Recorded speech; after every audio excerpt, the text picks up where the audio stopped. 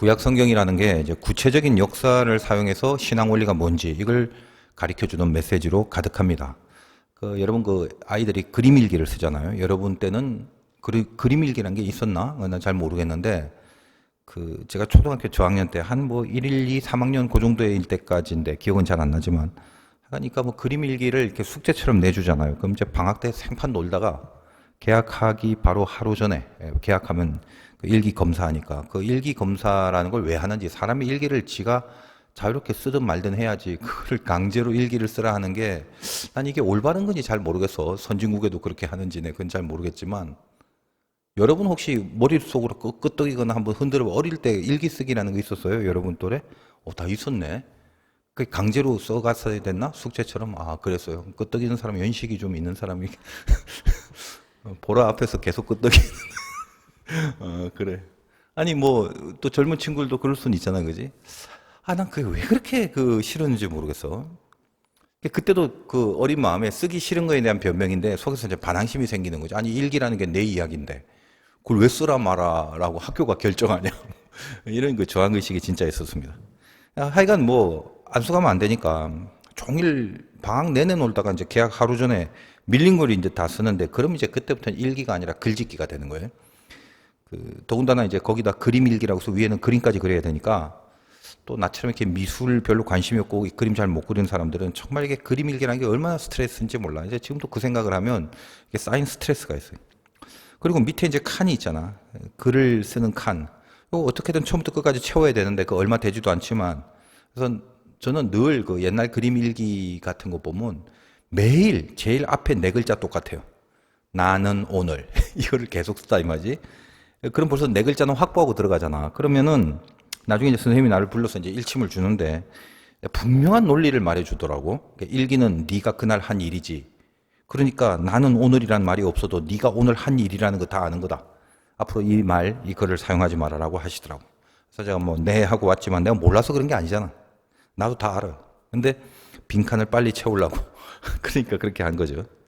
문제는 그림인데 한 장면 안에 그 밑에 썼던 내용을 상징화시키는 그런 그림이어야 되는데 그래서 뭐 이게 어떻게 해야지 간단하게 너절하게 안 그리고 굉장히 간략하면서 이 밑에 있는 글의 내용을 그림으로 표현할까 그렇게 고민을 했던 기억이 납니다.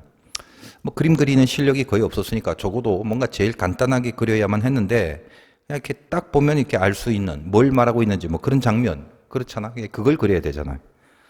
왜 이런 이야기를 하냐 보면 여러분 그 구약을 읽어보면 구약이라는 건 일종의 역사입니다. 근데 역사긴 한데 조금 우리가 알고 있는 히스토리와는 다르지. 그래서 이 성경의 역사는 이제 독일어로는 게슈테라고 해요. 그 의미가 있는. 다시 말해서 하나님이 어떤 메시지를 주려고 의도한 부분의 사건을 역사 속에 집어넣은 거지.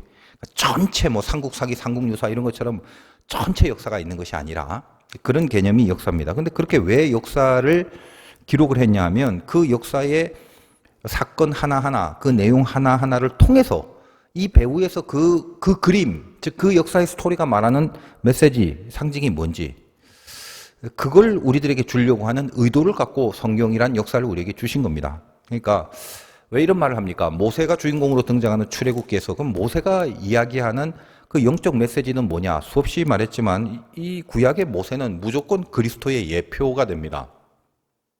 앞에서도 많이 다루었지만 출애굽기에 등장하는 이 모세의 모습들 보면은 은근히 여기서 예수 그리스도의 어떤 구세주의 모습, 중보자의 모습을 볼 수가 있다는 거예요. 오늘도 마찬가지죠.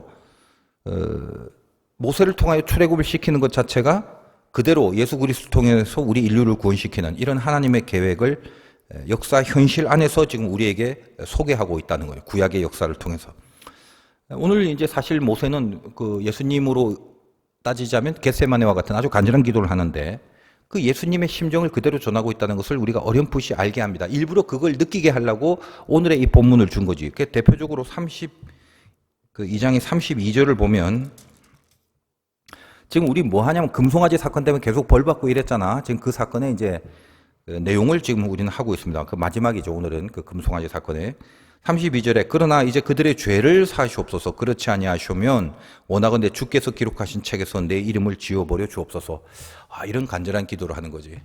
그러니까 여러분이 그런 경험을 했는지는 몰라도 글쎄 이게 이제 어떤 그 제 감정적인 집중 때문에 이제 그런 그 마음이 드는지는 몰라요. 물론 저는 좋은 집중이기 때문에 성령께서 그렇게 인도하셨다는 생각도 되는데, 예전에 이제 시골에서 기도를 한참 할 때는 그런 경험이 좀 있어. 예를 들면 아픈 사람이 어떻게든 하나님이 어떻게 연결해서 찾아오게 해요. 잘 모르는 사람인데. 근데 아주 심각하게 죽음에 이르는 병을 갖고 있는 사람들도 있고. 그러면은 뭔가 책임감이 있고, 또 그때 뭐 시골에서는 그렇게 교인들이 많지 않기 때문에, 그리고 제가 뭔가 결단하고 의도한 바가 있어서 그 작정을 하고 좀 기도를 했던 때입니다.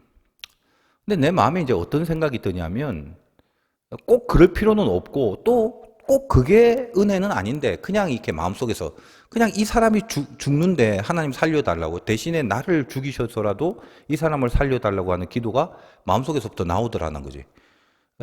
이 기도를 해놓고 나중에 이제 멀쩡할 때 다시 생각해 보면, 뭐 겁나네, 두렵네, 이런 생각도 조금씩 들어요. 근데 그 기도를 막 할 때는 이걸 모르는 거야, 내가. 왜냐하면 그게 정말 성령께서 원하시는 어떤 십자가의 마음이고 희생의 마음이기 때문에 두려움 없이 그 기도를 막 하더라고.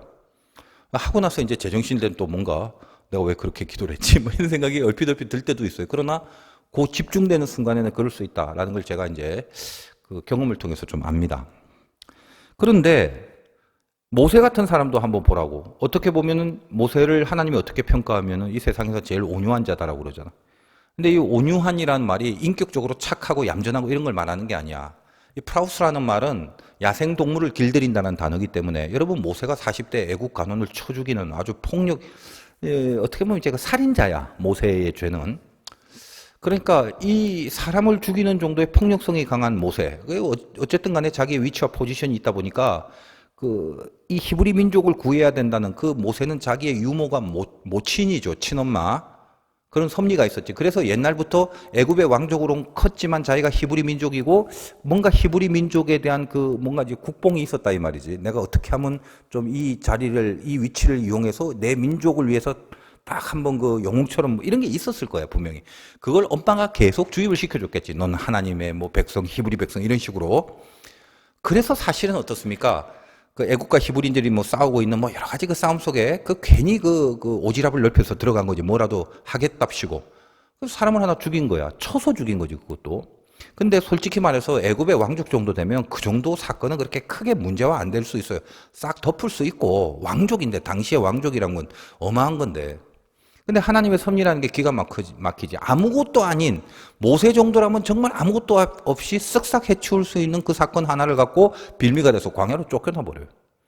그래서 나이 80이 될 때까지 광야에서 산다 이거예요.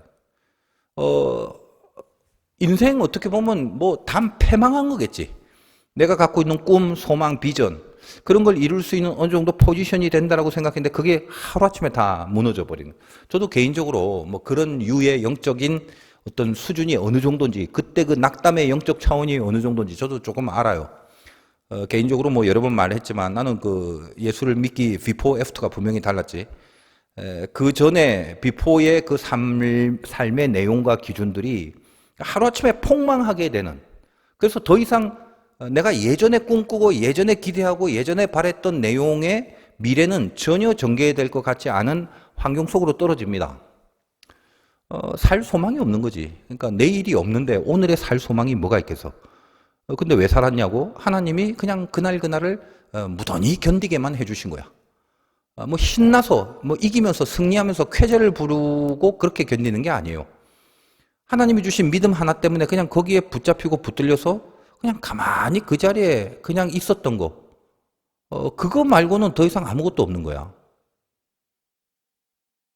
그런데 그 하루하루의 그 나날들이 쌓여서 나도 모르게, 나는 몰랐지. 근데 나중에 지나고 보니까 그게 나를 단단하게 만들고 또 그게 나를 깊게 만든다. 이런 고백을 하게 됩니다. 뭐 여러분도 뭐 적게는 혹은 많게나마 적게나마 뭔지 모르겠지만 그런 경험들이 다 있을 거예요. 모세가 그런 거죠.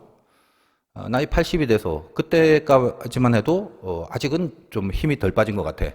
하나님이 가라고 했는데 반항하고 저항하고, 옛날에 좀 혈기왕성할 때 부르시 다 늙어서 지금 무슨 일을 어떻게 하란 말입니까? 뭐 이렇게 따지기도 하고 그럽니다. 그러나 결국 하나님의 강권적인 섭리로 끌려가면서 이제 80 이후 다음 40년, 120년, 120살이 될 때까지 출애굽의 지도자가 되면서 굉장히 이 민족들 앞에 골치를 많이 썩습니다.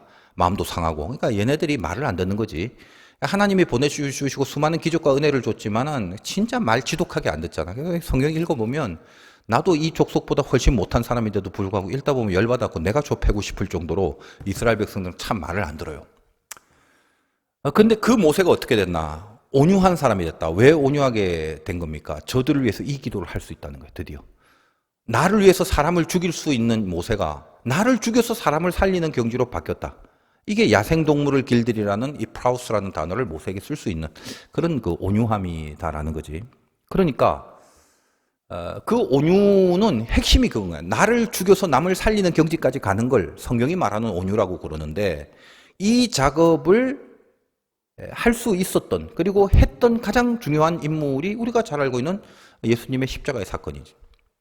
세상 논리로는 쟤를 죽여서 나를 살리는 게 세상 논리인데 그런데 예수님의 논리는 뭐야? 내가 죽어서 남을 살리는 거예요. 이거는 세상에 없는 논리입니다. 근데 우리는 그거를 따라가야만 되고 예수님은 그 길로 따라오라고 우리에게 요구하고 있지. 그러니까 신앙생활 한다는 게 쉽지가 않아요. 세상에는 없는 목표와 방향으로 가야 되는 거기 때문에 그래요.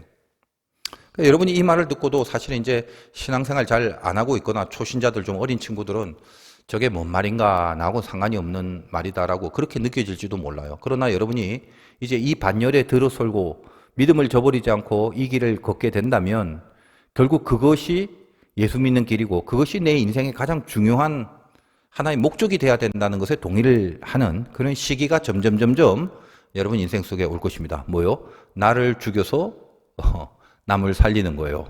그게 십자가예요. 내가 죽어지는 것을 감내할 수 있는 것에 인생에 동의를 하는 거예요. 그게 신앙이다라는 것입니다. 명심하시고 뭐 명심한다고 되는 일은 아니지. 그런데 앞으로 하나님은 여러분을 그런 길로 분명히 이끄실 거다라는 것입니다. 하여간 이게 주님의 심정이지. 모세의 마음처럼 겟세마네 기도를 할 때 정말 힘들었잖아. 그래서 이 잔을 피하고 싶었지만 하나님의 뜻이라면 피하지 않겠다는 말은 내가 마땅히 하나님의 뜻이면은 저들을 살리기 위해서 내가 죽겠다. 이런 고백과 같은 거죠. 이게 십자가입니다. 고로 이 본문을 읽으면서 모세 참 착하네. 굉장히 온유해졌네. 라고 이 모세 자체를 평가하는 뭐 그것도 좋겠지만 여기에 기록한 의도가 이 모세가 우리를 위하여 대신 죽는다는 즉 예수 그리스도를 이 장면을 통해서 영적으로 예표하고 있다라는 것입니다. 우리를 위하여 죽어서 살리신 것을 이제 우리는 이것을 이론으로 이야기하면 이것이 이제 복음의 내용이 되는 것인데 여러분 복음이란 말을 얼마나 많이 들어요. 여러분들이 이제 이 젊은 시절에 사실 기독교 신앙을 가지면서 이 복음에 대한 분명한 그 개념을 가지고 있어야 되는데 하나님이 왜 우리를 구원하시려고 당신의 아들인 예수를 십자가에 못 박게 하셨는가? 그게 핵심이잖아. 왜? 왜 우리를 구원하려고 당신의 아들을 십자가에 못 박게 하시면서까지 우리를 구원했는가? 사실 이게 중요한 건데 그걸 여러분들이 알아야 되겠죠. 목사님 저는 뭐 교회 옛날부터 오래 다녀서 다 알고 있어요. 그건 기본 중에 기본입니다. 그러는 친구들이 있을 수도 있지만 의외로 이렇게 턱 물어보면 왜 구원을 받았냐? 복음이 뭐냐? 이랬을 때 그 체계적인 이론이 서 있지 않는 경우가 많아요. 적어도 여러분들이 이제 어디 밖에 나가서 적극적으로 누군가를 전도를 한다. 뭐 이렇게는 못한다 할지라도 누가 여러분들에게 뭐 기독교가 뭐냐? 혹은 구원이 뭐냐? 뭐 그런 근본적 질문을 할 수 있잖아. 지나가다가 너 교회 다니냐? 예, 교회 다니는 예수 믿는다며? 믿어. 그럼 뭔데? 예수 믿는다는 게 뭔데? 구원이 뭔데? 복음이 뭔데? 이런 질문을 한다면 그냥 어느 정도라도 컨셉을 갖고 있어야 돼. 뭘 어떻게 말할지 정도는 알고 있어야 되잖아. 그러므로 이 복음의 흐름은 여러분이 좀 이렇게 말로라도 전할 수 있을 정도로는 알고 있어야 됩니다. 물론 이제 어느 정도 여러분 신앙생활 하신 분들은 이런 이야기들은 좀 쉬울 수도 있고 뭐 별거 아닐 수도 있어요. 자, 제일 중요한 게 그렇다면 복음이나 구원을 얘기하면서 주님이 나를 위하여 대신 십자가를 지시고 대신 죽으심으로 내가 구원을 받았다. 이런 뭐 그 많은 내용들 이걸 다 모아서 제일 첫째 구원이 왜 필요한가 그거죠. 예수 믿으세요? 왜요? 구원받기 때문에 왜 구원이 필요한데요? 이렇게 나왔을 때 무슨 대답이 있어야 될 거 아니에요. 여러분 구원이란 단어가 한자로 굉장히 그 정확한 뜻입니다. 건질 구, 당길 원, 당겨서 건진다. 이게 구원이에요. 그렇다면 이건 전제가 있지. 가만히 평상시에 길 잘 가는 사람을 당겨서 뭘 한다라는 건 이거는 이거는 폭행이지 구원이 아니지. 그러니까 구원은 뭘 전제로 하고 있냐면 어딘가 빠진 거야. 뭐 늪 같은데. 그래서 자기 혼자 힘으로 못 나와 거기를. 그래서 어떻게 해야 돼? 누군가에 의해서 이걸 당겨 건져야 되는 거예요. 그게 구원이죠. 그럼 이제 질문을 하지. 내가 지금 어디에 빠져 있는데요? 여러분이 어디에 빠져 있나? 인류가 어디에 빠져 있나? 하나님과 멀어져 버린 곳입니다. 이걸 일종의 죽음의 늪 같은 곳이라고 하자. 난 잘 모르겠는데. 난 하나님 안 믿고 구원 같은 거 모르는데도 여기가 늪이라고? 나는 지금 재미나고 신나고 즐겁고 늘 그렇게 쾌락이 있고 좋은데 여기가 무슨 늪이야? 그렇게 말할 수가 있단 말이에요. 여기 죽음이라는 것은 무슨 상처를 받고 다치고 아프고 병들고 그래서 괴롭고 고통 가운데 이렇게 숨이 끊어지는 죽음을 말하는 게 아니라 근본적으로 하나님과의 이제 단절을 말하는 거예요. 그게 죽음의 늪이다라는 것입니다. 그러니까 당장 이렇게 늪에 빠져갖고 몸에 진흙이 묻어있고 숨이 가빠갖고 숨이 안 쉬어지고 꼴락꼴락하고 그런 게 아니야.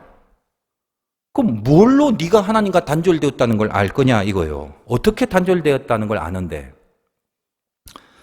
여러분 한번 생각해 보십시오. 성경에도 있다시피 예를 들면 나무가 있는데 나무에서 가지가 있는데 이 가지가 나무에서 잘려 떨어져 나와서 그러면은 여러 가지 경우가 생길 겁니다. 지나가는 사람이 밟기도 할 거고 지나가던 강아지가 그거 보고 그러니까 쉬를 하기도 할 거고 물고 갈 수도 있고 또 어떤 사람은 동네 아줌마들이 그 보니까 가지 끝에 그 원래 감나무에서 떨어진 가지라면 뭔가 감이 한 몇 개 달려 있으니까 그거 주워 갖고 이제 집에다 이렇게 갖다 걸어 두는 거 그런 거 있잖아요.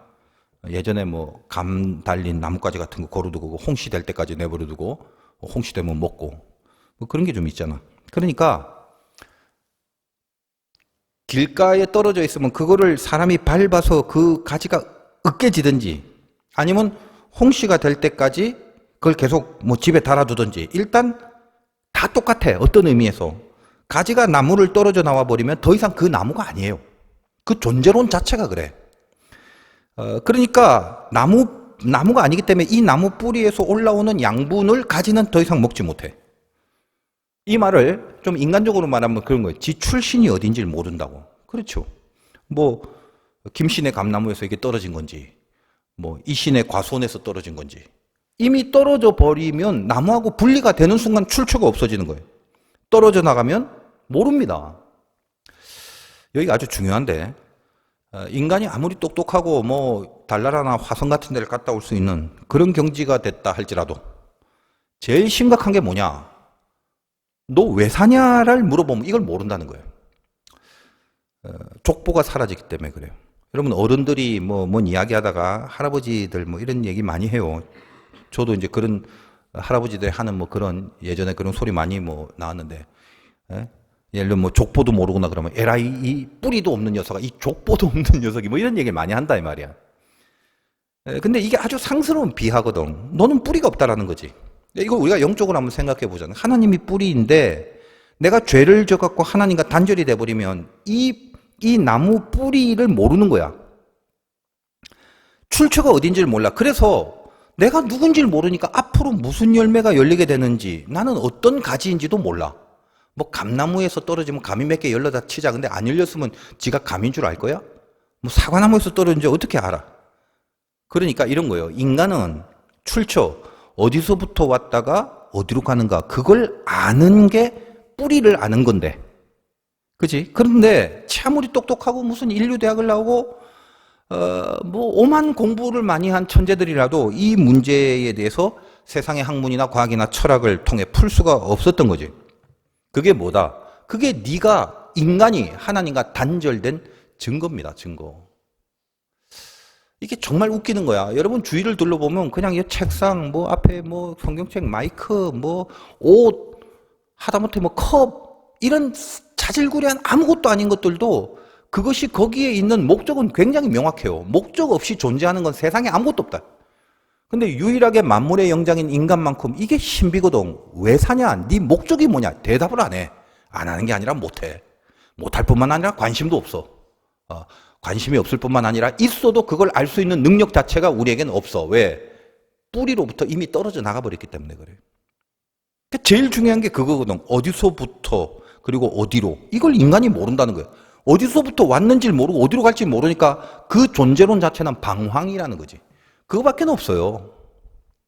제가 예전에도 얘기했는지 몰라도 여러분 독일에 가면은 제가 한번 독일에 간 적이 있어요. 근데 독일에 가기 전부터 독일 그럼 아우토반 막 이게 내 머릿속에 꽉 차 있지. 그 아우토반이란 데가 뭐냐면 제한 속도가 없어. 무작정 달릴 수 있는데 난 옛날에 그건 착각을 했어요. 뭐 독일에 가면 그 아우토반이란 도로가 따로 있는 줄 알았어. 그래서 이제 그쪽으로 가서 언제 꼭 한번 내가 독일에 가면 아우토반을 한번 달려보리라면 이런 꿈이 있었는데 사실은 그게 아니라 독일에는 모든 길이 다 아우토반이.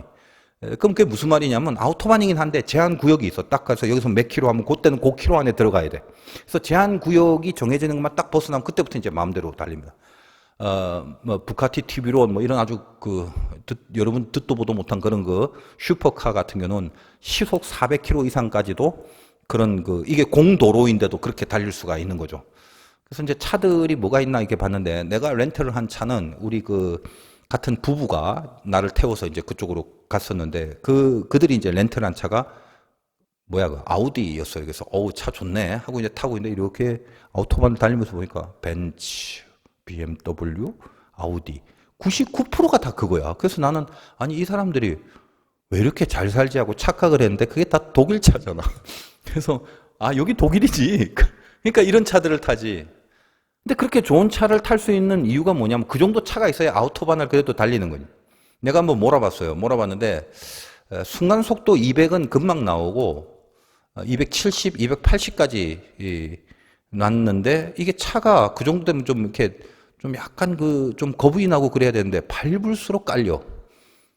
밟을수록 뭔가 납작해지는 이 땅과 같이 이게 좋은 차의 특징이거든. 그래서 여러분 차라는 게 좋은 차는 무게중심이라는 게 있어서 이게 굉장히 낮게 깔립니다. 그래서 세게 달려도 흔들림이 없는 거지. 인천대교나 이런 데 바람 부는 데 가면은 이 차들이 막 흔들리는데 좋은 차일수록 속도를 내도 이렇게 뭔가 탄탄해요. 근데 이제 좀 후진 차들, 좀 나쁜 차들은 속도를 내기만 하면 덜컹덜컹 이제 거리, 우리 교회 이제 스타렉스 봉고차 저런 거는 한 100만 달려도 아마 뭐 쓰러지거나 자빠지거나 저 인천대교를 갈 때 바람 한 번 맞으면 강풍에 휘청거릴 거야. 왜 그래? 달리면 달릴수록 이게 달랑달랑 하는 거지. 가벼워. 깡통같이. 그래서 여러분 인생도 마찬가지로 영적인 사람도 무게가 이렇게 있어야 되는데 이 무게는 결국 하나님의 말씀의 중심이 잡혀야 되는 거지. 오뚜기 같은 게 말이야. 넘어져도 또 일어나고 넘어져도 또 일어나는 건 다른 무게보다 여기 무게가 제일 강하기 때문이거든. 그러니까 여러분이 인생에 숱한 복잡한 문제가 있어도 이 모든 복잡한 문제를 어떻게 인간적으로 풀 거냐라는 갈등보다 하나님의 말씀이 이렇게 심중에 강하게 쇳덩어리처럼 강하게 나를 누르면 어떤 경우라도 이게 나를 다시 일으키게 하고 다시 이렇게 중심을 잡고 아주 고난이 올수록 바람이 불수록 낮게 깔려서 갈 수 있는 그런 능력이 있습니다. 그러니까 여러분이 이렇게 그런 말씀의 사람이 됐으면 좋겠다는 생각을 하는데, 그렇지. 그런데 생각을 해봐. 그렇게 200은 기본이고 300, 400으로 달리는 아우토반에 독일만이 갖고 있는 굉장히 중요한 특징이 이제 근데 휴게소 같은 게 있어. 우리나라는 보면 이렇게 중간에 쉼터 이렇게 있는데 뭐 졸릴 때 쉬어 가세요. 그 정도 있고 화장실 가니 화장실 이 정도 있더라고. 근데 이게 독일은 좀 문화가 달라요. 쉼터이긴 한데 우리나라는 휴게소지만 정식 이름은 카펠레라고 그래. 카펠레란 말이 뭐냐면 기도처, 교회란 뜻입니다. 그러니까 도로 옆에 그 카펠레가 가다가 조그만 기도처가 있어요. 옛날에는 그게 약간 클래식하고 아날로그적이었는데 산장같이. 요즘은 이렇게 인터넷을 보면 요즘 등장하는 카펠레는 디자인 자체가 뭐 엄청나. 이 디자인이 아트야, 아트. 그러니까 가다가 그 카펠레가 있으면 잠깐 쉬어서 갈 수 있는 거예요. 근데 그 안에 들어가면 예나 지금이나 뭐 동서고금을 막론하고 참 낙서들 많이 하죠. 한국 사람 낙서는 세계적이지. 어딜 가나 세상에 여기도 한국말이 있어. 저 바위 꼭대기에 저거 누가 올라가서 저기 낙서를 하나 계속 보면 한국말로 영희야 사랑해 뭐 적혀 있는 거는 죄다 한글로 다 참 신기한 종자들 어디 저기를 올라가서 이 오지에 저기를 어떻게 올라가서 그 글을 적나. 참 우리 한국 사람 대단해요. 아무튼 구석구석 한글에 영향력이 미치지 않은 곳이 없어요. 거기도 이제 독일 사람들이 자기네들도 낙서를 하는데 그 낙서가 굉장히 아이러니하다고 그랬지. 독일어로는 이제 보헤어 어디에서부터 왔나, 그러니까 보힌 어디로부터라는 이 의문사요. 굉장히 아이러니하지. 아니 300, 400을 지금 질주를 하고 있는데 내가 어디서부터 왔다가 어디로 가는지를 모른다. 이게 인간의 실존이다 이 말이에요. 독일은 이런 관념론적인 철학이 이런 질문에서부터 시작됐기 때문에 철학의 도시라고도 하는데 적어도 나는 좀 부러운 게 있어. 얘들이 해결은 안 되지만 고민을 하잖아. 그 아우토반을 달리고 있는 그 엄청난 스피드의 인생을 살면서 뭐가 그들의 궁극의 고민이야. 어디서부터 왔지? 어디로 가지 이거. 그러니까 이 생각 중은 좀 하고 살아야 되는. 우리나라 사람들은 좀 그런 게 있어요. 그 단거리 100m를 얼마나 빨리 달리냐 이게 중요한 거예요. 우리는. 그러니까 어디서부터 왔다가 어디로 가는가가 아니라 지금 나에게 정해진 100m를 누구보다 잽싸게 빨리 달려야 된다.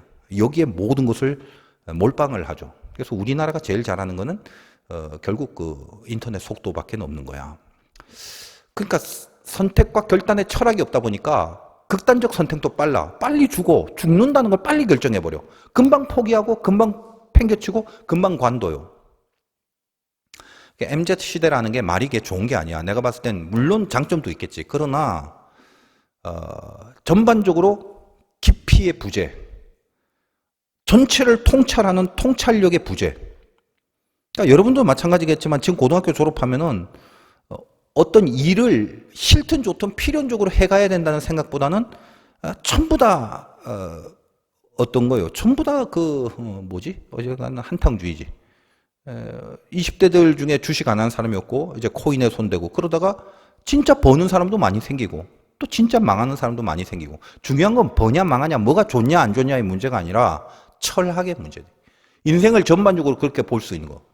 독일이 얼마나 선진스러워요. 선진국인데도 불구하고 그 문화 속에서 어떤 기품이라는 부분을 고민할 수 있었다라는 거. 본받을 만한데 얘기를 자꾸 이제 여기까지 왔는데 여러분께서 뭘 얘기하고자 하는 거냐면 도대체 내가 하나님과 단절돼서 늪에 빠졌다라는 것을 뭐 다른 걸로 이렇게 증명하고 내세우고 밝히고 이럴 필요 없어. 너는 보힌을 아니야. 몰라. 그게 웃긴다는 거야. 아주 웃겨도 너무너무 웃긴 거야.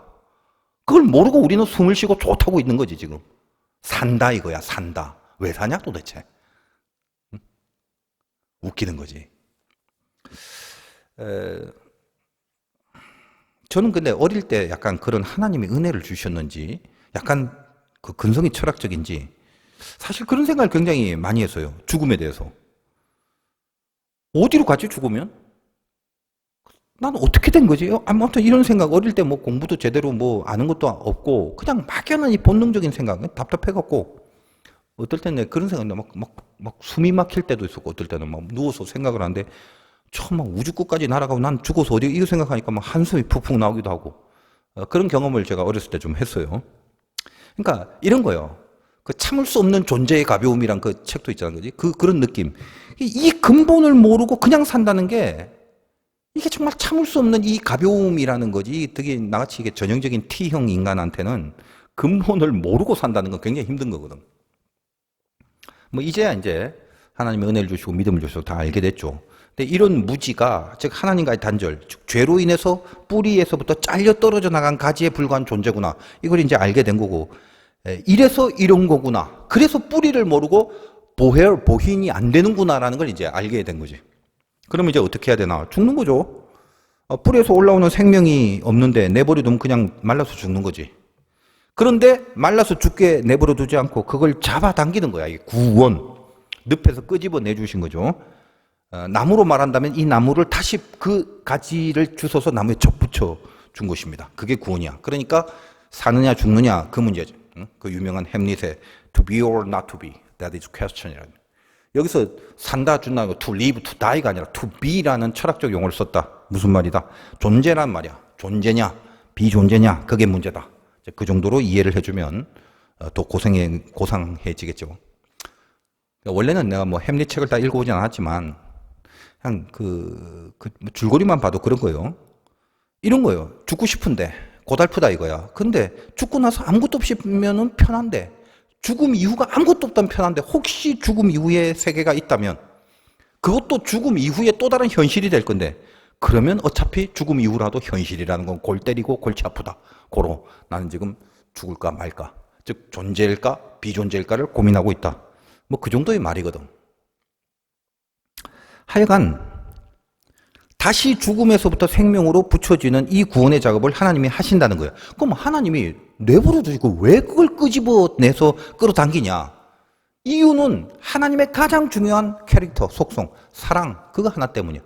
여러분 지금 사실 뻔한 얘기를 지금 하고 있는 것입니다. 오늘 여러분이 설교를 그냥 들어보고 나에게 복음의 흐름이라는 게 이렇게 되어 온 거구나. 누가 묻더라도 그런 얘기를 좀 해줄 수 있었으면 좋겠다는 거예요.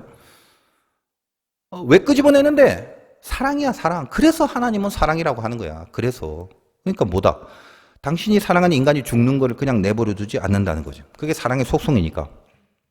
그러나 하나님은 이 사랑만 있는 게 아니에요. 어이구 불쌍해라. 내가 끄집어낼게. 너 거기 빠졌냐? 내가 끄집어낼게. 아유, 너 그렇게 못된 짓 하더니 결국 그 모양이 됐네. 그러나 내가 끄집어낼게. 이게 아니다 이 말이야.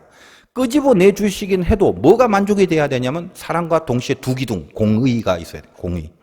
그러니까 하나님을 표현할 때 제가 저번 주인가 저저번 주에 그 신명기를 설교하면서 구약에는 모세가 바라본 하나님의 상황 중에 강한 손과 표신팔이란 표현을 많이 합니다. 강한 손이라는 건 공의로움을 이제 시행하는 그 손이고, 표신팔이라는 것은 그의 사랑으로 품어주는 이 두 가지를 갖고 있다는 그런 개념인데, 하여간 공의와 사랑이라는 이 두 가지의 그 하나님의 속성, 이 두 가지가 결국 하나님의 정체야.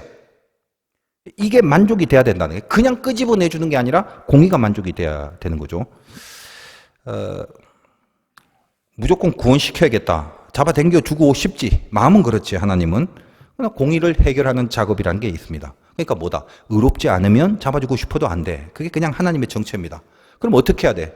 잡아당기기 전에 이걸 의롭게 만들어야 돼. 그러니까 이걸 의롭게 만든다는 말은 뭡니까?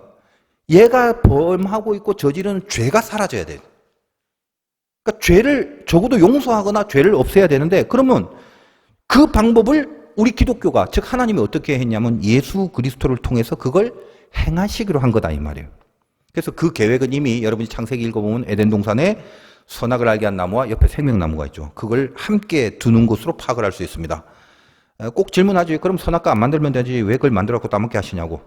선악과도 없었으면 생명나무도 만들 필요도 없고 그냥 덜 수고를 하셨을 건데, 그렇게 말할 수 있죠. 그런데 선악과를 왜 만들었는가에 대해서는 제가 그동안 한 100번 정도는 우리 교회에서 설교를 했으니까 알아서 찾아보시면 되고, 하나님은 통째로 보고 계시는 분이야. 선악과를 먹을지 안 먹을지도 다 아시는 분이. 다 알면 말리지. 말리시진 않아요. 왜? 우리를 로봇으로 만든 게 아니라 사랑의 대상으로 만들었기 때문에. 사랑이라는 베이스는 자율성이다. 먹어도 되고 안 먹어도 돼. 그 자유를 우리에게 주면서, 그럼에도 불구하고 내가 먹지 말라고 했을 때 안 먹는 그 모습을 통해서 서로의 사랑을 확인하는 거예요. 여러분도 마찬가지지. 예를 들면 뭐 앞으로 뭐 결혼하고 이제 뭐 부부지간도 있지만 뭐 사랑할 사람이 있을 거 아니야. 그럼 그 사랑하는 사람이 나만 사랑해야 돼? 나를 사랑할 수도 있고 저 여자를 사랑할 수도 있고 요 여자를 사랑할 수도 있는데 나를 사랑하는 거지. 그게 사랑이지. 예. 그렇죠. 이게 자율성이다 이 말이야. 하와가 그 아담한테 맨날 확인한대. 여보 나 사랑해. 사랑해. 다음 날도 여보 나 사랑해. 나 사랑해. 다음 날도 여보 나 사랑해. 야 여기 너 말고 누가 있다고 또 사랑하냐. 뭐 이런 거 유명한 그 말을 했다고. 누구라도 사랑할 수 있는 그 위치에서 내가 자율적으로 사랑하는 거예요. 그래서 선악과를 먹을 수 있는데도 내버려 두는 거예요. 그걸 안 내버려 두면 그때부터 사랑으로 만든 존재가 아니에요. 그걸 하나님이 강제적으로 조치해서 뭔가 억지로 포승줄에 매갖고 기둥에다가 묶어두고 이러면 이때부터는 사랑이 아니라, 그거는 이제 로봇이고 사랑의 대상으로 만든 인격의 존재가 아니게 된 거지. 그러니까 적어도 알긴 알아요. 하나님의 예지력이라는 것은 시간을 통째로 볼 수 있는 능력이기 때문에 인간이 선악과를 따먹을 거를 예지하고 있지. 그럼 너는 어차피 죽었구나. 아이고 쩌쩌가 아니라 그걸 예지하고 있기 때문에 이 부분에 대해서 우리를 다시 끄집어내 주시려고 알리에 그때부터 선악과 옆에 생명나무를 놔두신 거고, 이 생명나무가 상징하는 것은 창세기에서 역시 예수 그리스도를 예표하는 모습으로 드러납니다. 모든 성경에는 예수 그리스도를 표시하는 것들이 다 들어가 있게 마련이야. 왜냐하면 우리들에게 구원의 메시지를 주려고 하는 거죠. 그러니까 구원을 이루기 위해서 잡아당기는 그 일을 생명나무, 즉 예수로 인하여 가능하게 하신다는 거, 이게 구원입니다. 구원. 그러면 여러분 히브리 말로 구원을 뭐라고 하면 예슈아라고 그래요. 그러니까 여러분이 알고 있는 예수는 그 이름 뜻 자체가 구원이야. 그 성경에 보면 그 비슷한 이름, 뭐 예슈아 혹은 여호수아, 요게 다 같은 말이에요. 이게 다 무슨 뜻이냐면 이게 구원이란 말이야. 헬라어로 말하면 이게 소테리아, 히브리 말로는 예슈아라고 됩니다. 이름을 좀 알아야 돼요. 예수 그리스도라고 그러면 예수는 이름이고 그리스도는 고양된 이름, 고양됐다라는 말은 이제 그지? 거기는 기름 부음을 받았다. 이렇게 신격 한글의 그 자체의 고유명사인 이름을 놓고 이 이름의 인격과 정체를 업그레이드 시킨. 그러니까 여러분 이렇게 불교를 한번 생각해 봐요. 불교도 보면 뭐 여러분 뭐 석가모니도 나오고 뭐 시달타, 뭐 고타마, 뭐 별별 그 얘기들 많은데 그 개념을 불교인들도 몰라요 사실은. 그러니까 이렇게 비교를 하면 돼. 예수는 본명이지, 고유명사 본명. 그처럼 이게 붙여놓은 게 시달타. 그 예수와 시달타가 같은 거예요. 그리스도는 예수가 고양된 기름 부음 받아서 정해진 명칭으로서의 그리스도. 그러니까 이 시달타도 뭔가 고양된, 그 불교에서는 이게 기름 부은 게 아니라 enlightened. 그러니까 각성이 일어났다는 개념이. 예수는 이제 하나님이 기름 부으심, 이게 고양된 개념이고, 부처는 각성, 깨달았다. 그렇게 되는데, 그래서 이제 붙여진 이름이 부다입니다. 부다. 그래서 부처라는 말과 그리스도가 같은 의미고, 시탈타와 예수가 이제 같은 의미다.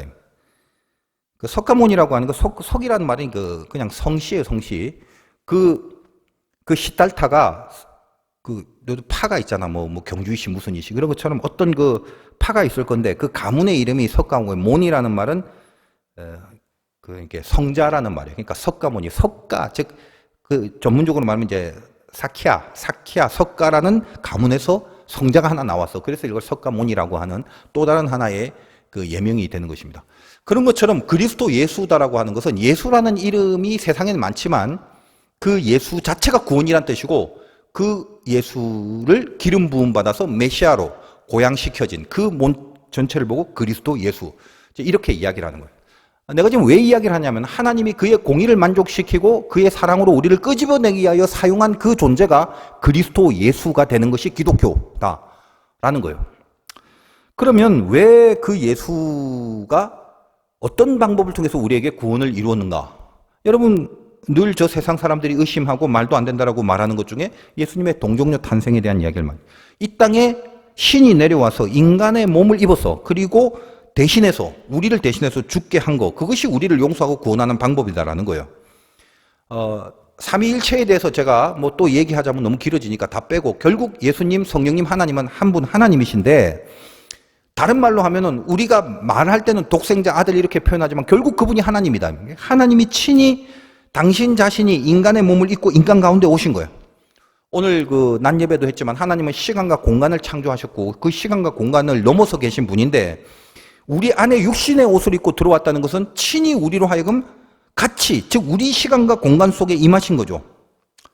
아, 세상 천지에 이런 신이 있는지 한번 생각을 해보라고. 내가 이 기독교를 묵상하면 묵상할수록 내가 예수를 믿어서가 아니라 이게 정말 놀라운 거야. 내가 만약에 머리가 굉장히 명석해서 어떤 종교를 하나 만들어서 종교 사업을 한다고 치자.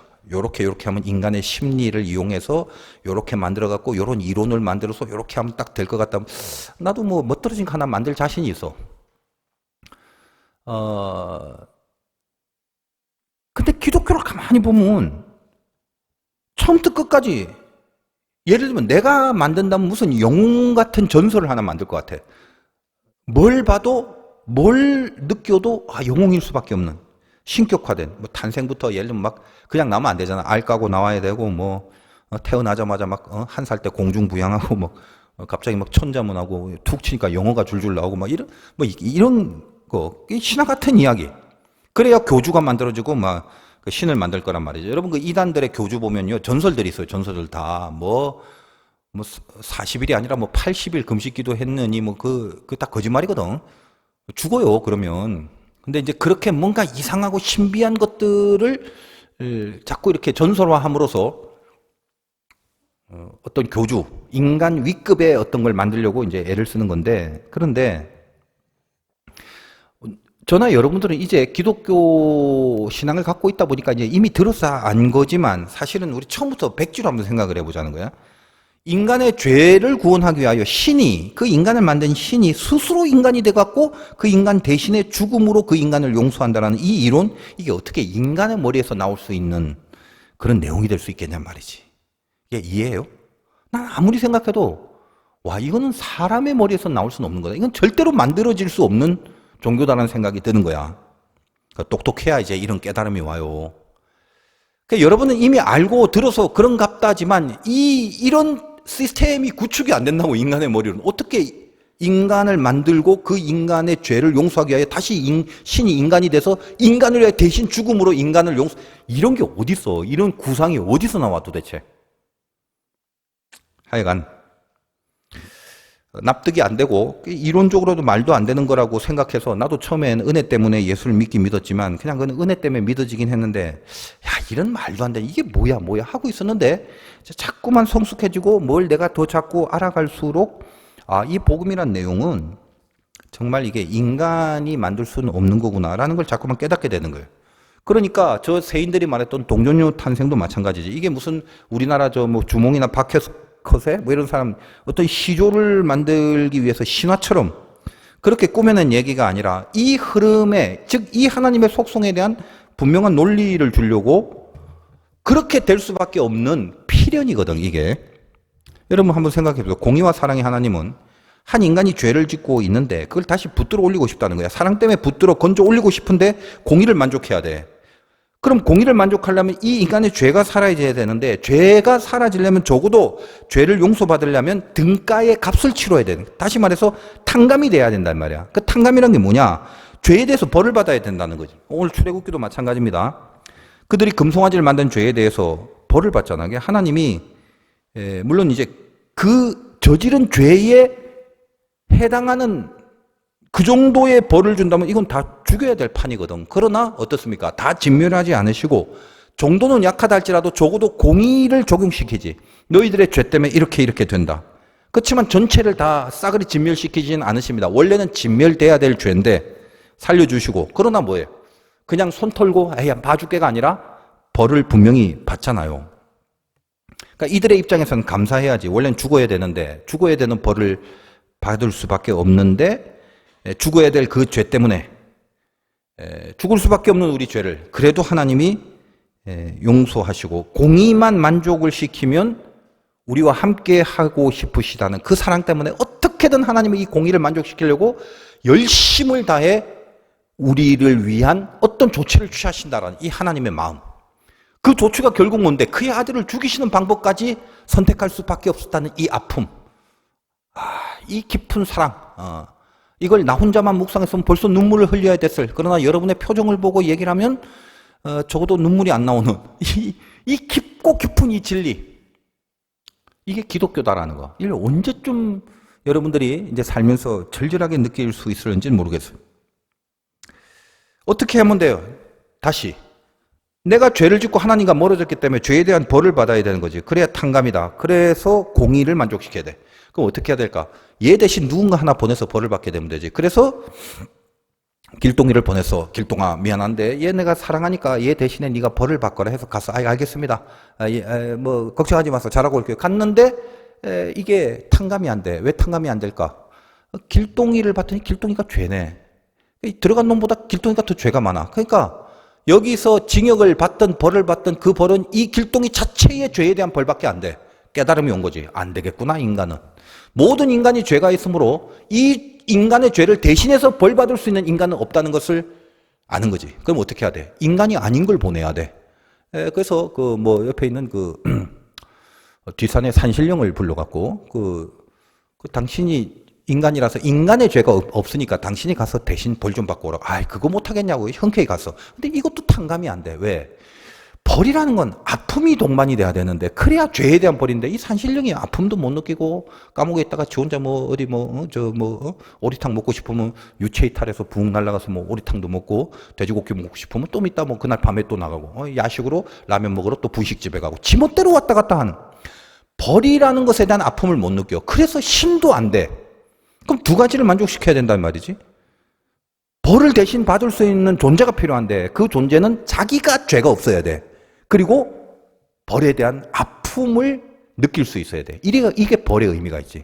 그러니까 어떻게 돼? 신이 인간의 죄가 없는 하나님이 친히 인간의 몸을 입어서 그래야 아픔을 느끼니까 이 두 가지를 만족하는 것으로 우리의 죄를 용서하시러 온 거지. 그게 동정녀를 통해 탄생했다라는 가장 깊은 의미가 됩니다.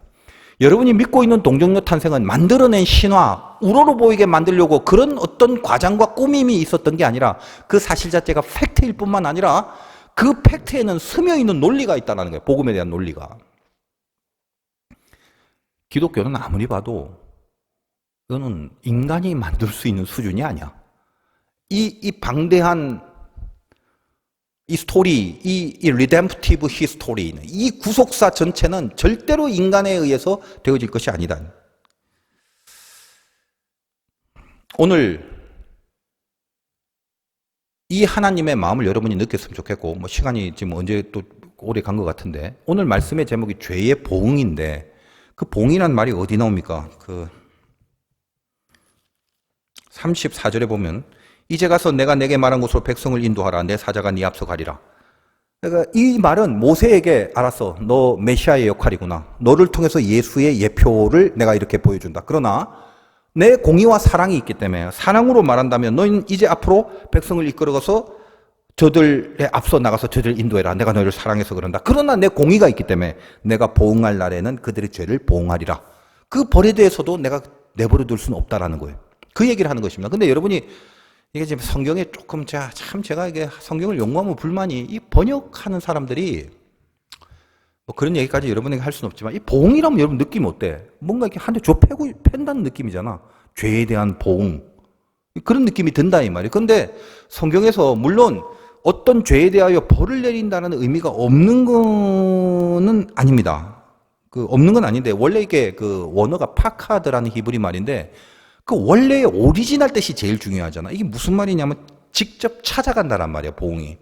그러면 직접 찾아가는 게 좁혀려고 찾아가는 것만 찾아가는 게 아니야. 성경에서 이 파카드라는 단어가 쓰여져 있는 경우에는 찾아가서 그 문제에 대하여 해결함을 주기 위하여 찾아간다는 그런 의미예요. 그러니까 죄에 대하여 보응을 한다는 게 죄졌냐 한 대 맞아라 이러려고 간 게 아니라 그 죄 전체에 대한 하나님의 해결하심을 주려고 찾아온다는 거지. 내가 너희들에게 사자를 앞서 보내고 너희를 끝까지 인도할 거야. 왜냐? 나는 너를 사랑하기 때문에. 그러나 네 죄를 내버려 둘 수는 없다. 고로 나는 네 죄에 대하여 직접 내가 너에게 찾아가서 이 죄를 해결하겠다라는 선포를 해주시는 것입니다. 그것이 역사 속에서 예수 그리스도로 우리에게 다가왔고 지금 오늘도 우리에게 여전히 하나님은 우리를 이끌어 주실 뿐만 아니라 우리 죄에 대해서는 내버려 두지 않으시고 어떤 식으로든 간섭하여 때로는 경고, 때로는 징계, 때로는 권면, 때로는 깨달음, 각성 모든 것을 통해서도 우리를 죄의 길로 가지 않게 하려는 하나님의 끊임없는 간섭이 우리에게 있는 거예요. 이게 보응이라는 단어예요. 우리는 이 약속과 그리고 이 선포 안에서 살아가게 될 운명이라는 것입니다. 여러분이 살아가면서 이런 보혈의 공로를 힘입어서 참 감사하다, 귀하고 고맙다라고 눈물을 흘리는 감성도 중요하지만 플러스 여러분 인생에 그러므로 내가 늘 얘기하지만 교만하라는 말이 아니라 정말 겸손한 마인드를 갖고 여러분 인생의 운명의 자신감을 가지라 이 말이에요. 하나님이 여러분의 아직 아버지가 됐고 여러분의 지금 부모는 내가 봤을 때 반 이상이 별로 신통치 않아. 그런데 그것은 여러분뿐만 아니라 이 세상의 모든 사람들이 다 그래. 부모의 덕을 받고 가정의 덕을 받아서 큰 사람이 많지가 않아요. 우리 부모님도 나에게 남겨준 게 빚밖에 없어. 별로 그렇게 뭐 도움이 된 게 거의 없어. 그런데 중요한 건 뭐냐면 여러분의 아버지가 이제는 친아버지가 아니야. 나도 아들과 딸이 있지만 이 아들과 딸이 나를 친아버지로 여기지만 친아버지라고 책임져 줄 수 있는 게 없어요. 여러분은 예수를 믿는 순간 여러분의 아버지는 하나님 아버지야. 그 하나님 아버지가 여러분의 운명을 이끌어 간다고. 여러분의 아버지가 하나님이란데 뭐가 그렇게 절망스럽냐? 그걸 정말 믿는다면 뭐가 그렇게 고민이 돼? 남들처럼 안 하면은 망할 것 같아? 남들이 하는 거 못 따라가면 무슨 거기에 실패와 좌절과 낙담과 폭망이 있을 것 같냐고. 스스로 자폭하지 말아요. 하나님이 여러분을 이끌어 주신다는 아버지로 여기까지 이 정도까지 여러분을 사랑한다는 얘기를 계속하고 있는데 이 운명 앞에서 내가 하나님의 영광을 위하여 못할 게 어디 있냐 이 말이야. 이게 자신감이라고. 자신감. 사도 바울이 공부는 많이 했지만 몸에 그런 병이 있으면 그거 자격지심상 무슨 일 못했을 거예요.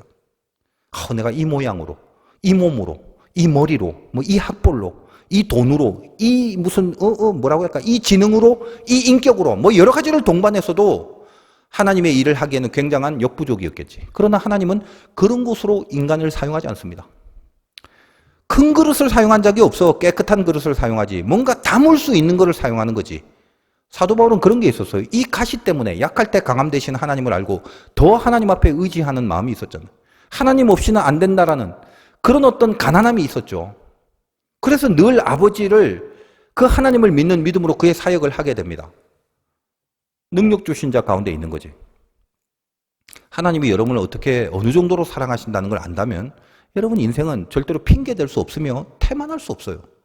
여러분이 그 아버지의 영광을 위하여 노리고 벼르고 있는 그 문제는 여러분의 수준이 어떠할지라도 하나님은 여러분을 통해서 반드시 이루십니다. 그게 여러분의 소망과 비전이 돼야 돼. 여러분이 기도를 하면은 판도가 달라진다는 걸 믿고 기도하라 이 말이에요. 왜 기도를 못 믿냐? 뭘 믿고 기도를 안 하는지 모르겠지만 여러분의 예배가 내 삶과 운명과 세상의 구조를 바꿀 수 있는 예배라는 걸 허망하게 갖는 게 아니라 저 깊은 곳에서 진짜 믿고 예배를 드리라 이거. 여러분 오늘 예배를 하나님 앞에서 받으시는 영과 진리의 예배가 됐다면 여러분의 인생의 구도와 운명의 각이 바뀐다고. 각이. 이게 예배의 위력이라고. 내가 여러분 젊은이 예배를 통해서 여러분 삶에 이 예배가 주는 위력이 뭔가를 내가 증명하고 싶다 이거예요. 그래서 앞으로 내가 좀 갔다 와서는 여러분 하여간 지파별 조직의 인원을 내가 한 명씩 놓고 내가 기도할 거고, 또 뭐 희소식인지 뭐 아닌지 모르겠지만 제가 갔다 와서 이제 한 주 동안 예전에 내가 했던 여러분 그 지파별로 내가 꼭 짜장면을 한 그릇씩 사주는 지파 신방을 내가 꼭 할 테니까, 물론 가운데 탕수육 포함합니다. 그런 식으로 내가 먹이고 여러분과 가까워지고 기도를 할 테니까 기대를 하시든 아니면 뭘 하시든 이 자리가 얼마나 귀한 자리인 줄 알게 하시고, 여러분 오늘 기도할 때 그러세요. 여러분 알잖아, 내 자신. 다 알아요. 하나님도 알아요. 그러나 여러분 누구다? 하나님의 자녀란 신분이다. 그걸로 무릎 꿇었다 이면. 여러분의 운명에 자신감을 가지십시오. 쥐뿔 아무것도 없는데 기고만장하란 말이 아니야. 쥐뿔 아무것도 없어서 딱 하나님 한 분밖에 없기에 그분 앞에 내 운명을 맡기고 그분이 나를 이끌어간다는 사실 앞에 동의하라 이거지. 거기에 항복하라 이 말이에요. 여러분이 영광만 벼르고 있다면 여러분 앞에도 바다도 갈라질 것이고 물과 불 속에서도 빠지거나 타는 일이 없도록 하나님은 여러분을 이끌어 가실 겁니다. 그게 여러분의 운명이라고. 여기에 감사하고 벅찬 마음으로 기도를 해야 됩니다. 그것이 자신감이지. 승리하시길 바랍니다. 기도하겠습니다.